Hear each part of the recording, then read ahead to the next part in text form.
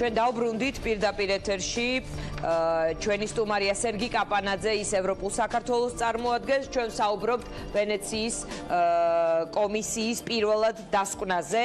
შუალედური დასკვნა არის შენიშვნები, რეკომენდაციები და შექებაც, მაგრამ ყველაზე მთავარი, ერთ-ერთი მთავარი, შეიძლება ეს ტექნიკური საკითხია, მაგრამ უნდა გკითხოთ ბატონ სერგი, ინფორმაცია უმაღლეს დონეზე ჟონავს, თქვა დღეს ირაკლი კობახიძემ, პარლამენტის თავმჯდომარემ და მისი ინფორმაციით პირველადი დასკვნა მიეწოდა პარლამენტის თავმჯდომარეს და ასევე პრეზიდენტის ადმინისტრაციას, ანუ პარლამენტის ხელმძღვანელობას და პრეზიდენტის ადმინისტრაციას და მაინტერესებს მაგალითად კობახიძეს საიდან გაჟონა ინფორმაცია. ჩვენ გვაქვს ლეგიტიმური ეჭვი თუ როგორ მოხდა ინფორმაციის გაჟონვაო, ლეგიტიმურ ეჭვებს თავის საფუძველი გააჩნია. ჯანი ბუკიკიო არის შეშფოთებული და ჩვენ ამ შეშფოთებას ვიზიარებთ. როგორ ფიქრობთ, ვის შეიძლებოდა გაევრცელებინა პირველადი დასკვნა? თქვენ რა ინფორმაცია გაქვს? მე მაგალითად როგორც ვნახე, ტაბულამ გაავრცელა, ექსკლუზივი ეწერა და მას ჰქონდა, ასე ვთქვათ, ეს პირველადი დასკვნა გაზიარებული თავის გვერდზე. დავიწყოთ იმით, რომ მეორე ხარისხოვანია აბსოლუტურად. ხო, მეორე ხარისხოვანი, მაგრამ ამ შემთხვევაში, როდესაც ინფორმაციის გაჟონვაში პრეზიდენტის ადმინისტრაციას დებენ ბრალს, მინდა თქვენი აზრი გკითხოთ, თქვენ რა ინფორმაცია გაქვთ? გავიგე. პრეზიდენტის ადმინისტრაციას დებენ ბრალს მილიონ რაღაცაში ბოლო თვეების განმავლობაში, ამიტომ აღარ არის სერიოზული უკვე ამაზე კომენტირების გაკეთება. ერთი რამე შემიძლია გითხრათ რა, როდესაც ეს დოკუმენტი მიიღო ბატონმა კობახიძემ, ყველაზე კარგი და სამართლიანი საქციელი იქნებოდა, რომ მოეწვია პოლიტიკური პარტიები, რომლებიც პარლამენტში არიან და როგორც მინიმუმ მათთვის არაფორმალურად მაინც გაეცნო რა ეწერა ამ დოკუმენტში. იმიტომ რომ ეხლა ამათ აქვს დაახლოებით 10 დღე ეს იქონდა წარმოდგენილი, სანამ ოფიციალურად გამოქვეყნდებოდა და უნდა თქვენ 10 დღე ითამაშონ ცალკარად, ასე არ გამოდის ბუნებრივი. ამიტომ, როდესაც ესეთი რაღაც დოკუმენტი მოდის ვენეციის კომისიიდან, ძალიან ბუნებრივი ინსტინქტი არის. ყველა პოლიტიკური ძალის რომ შეეცადოს და ეს დოკუმენტი მიიღოს. იმიტომ ამაში არაფერი საიდუმლო არ არის, რამდენიმე დღეში გამოქვეყნდება, ერთ კვირაში გამოქვეყნდება ესედაც და არავინ არ აპირებს რომ ეს რაღაცა ფორა მიცეს ქართულ ოცნებას.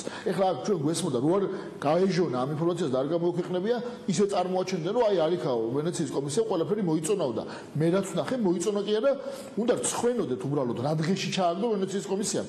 თავარ საკითხებზე ვიძახე, რა თქმა უნდა, ბევრი სხვა საკითხი, მეორე, მესამე ხარისხოვან საკითხებზე შეიძლება პოზიტიური შეფასებებია, მაგრამ თავარ თემაზე, საარჩევნო სისტემაზე არის სერიოზული კრიტიკა. ამაზე უფრო სერიოზული კრიტიკა მე არც კი წარ. აი გითხარით და რამდენად იმედი გაქვთ, რომ მართველი გუნდი გაითვალისწინებს, იმიტომ რომ ირაკლი კობახიძეს აქვს ეს გაცდა და ამის მზაობა და ასეთ განცხადებებს აკეთებს.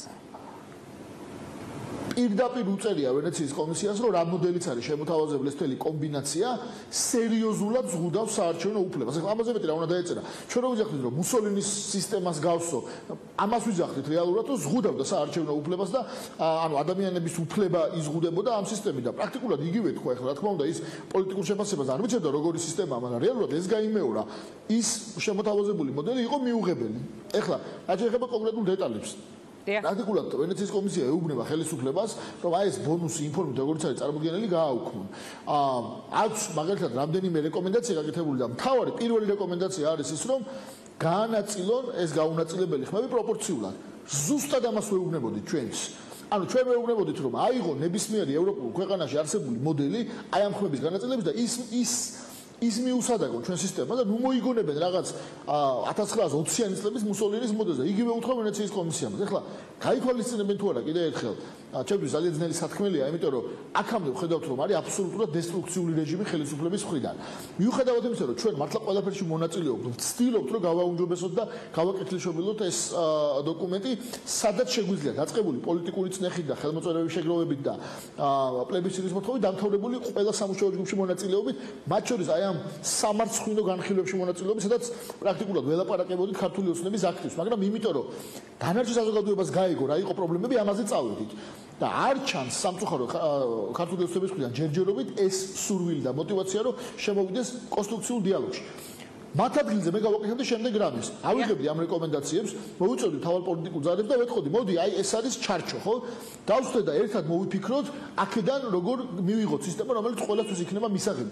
ეს ხო საბოლოო ჯამში ჩვენი საერთო ქვეყანა არის. ისეთი მოდელი უნდა გქონდეს საარჩევნო, რომელიც ყველასთვის მისაღები იქნება, თორე ნებისმიერი არჩევანი იქნება კრიზისი.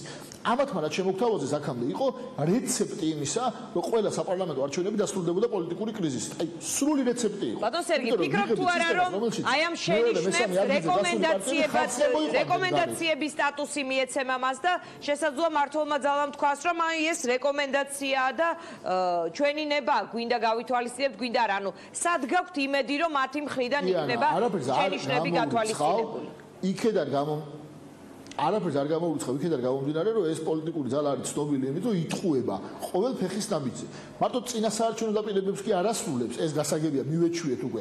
ამ თემებზე, თვალშორის რიცხვებთან დაკავშირებით, პირდაპირ იტყუებოდნენ და რაღაც აბსურდულ ჩვენ გვაბრალებდნენ, რომ რაღაც მათემატიკა არ უცოთ. ანუ ჩვეულებრივ ტყუილის რეჟიმში იყვნენ და ახლა აქვს შანსი, რომ ამ მიღებული რეკომენდაციების მერე კონსტრუქციულ რეჟიმში გადავიდნენ, დაგველაპარაკონ და ერთად მოვიფიქროთ აი იმ ჩარჩოში, რომელიც შემოგთავაზეს.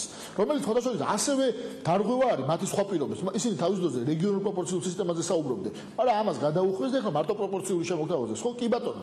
აი ამ შემოთავაზებულ ჩარჩოში ვენეციის კომისიის რეკომენდაციების გათვალისწინებით შესაძლებელია ერთად დასწრება და მოფიქრება ყველასთვის მისაღები საარჩევნო მოდელის. რომ არ იყოს მერე ყოველი არჩევნების შემდეგ ესეთი განცდა, რომ თამაშის წესები იყო ერთი პოლიტიკური პარტიის სასარგებლოდ და დანარჩენი პოლიტიკური პარტიები იყვნენ აი ამ რაღაც კრიზისულ მდგომარეობაში და მუდმივი დესტაბილიზაციის საფრთხე არსებობს.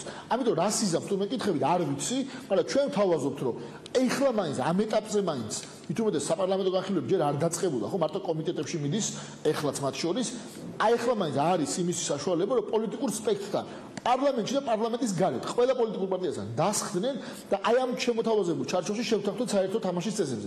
ეს იქნება ქვეყნისთვის წინ გადადგმული ნაბიჯი. დიდი მადლობა. ჩვენ თამარ ჩუგოშვილი გვეყოლება უკვე შემდეგ გადაცემაში სტუმრად და მასთან დავაზუსტებთ ამ დეტალებს. აქვე დაგიანონსებთ ჩვენი 4 საათიანი გადაცემის სტუმრებს. ეს იქნება პაატა სალია, რომელიც ქიბარხალვაშის ადვოკატია, ასევე თამარ ჩერგოლეიშვილი, ნინო დანელია, ვისაუბრებთ რუსთავი ორის თემაზე და თამარ ჩუგოშვილი მასთან ვისაუბრებთ ვენეციის კომისიის პირველად დასკვნაზე. მადლობა ყურადღებისთვის, ერთმანეთს 1 საათში შევხვდებით, მანამდე კი გადაცემა ელენე კვანჭილაშვილის ბიზნეს ანალიტიკა.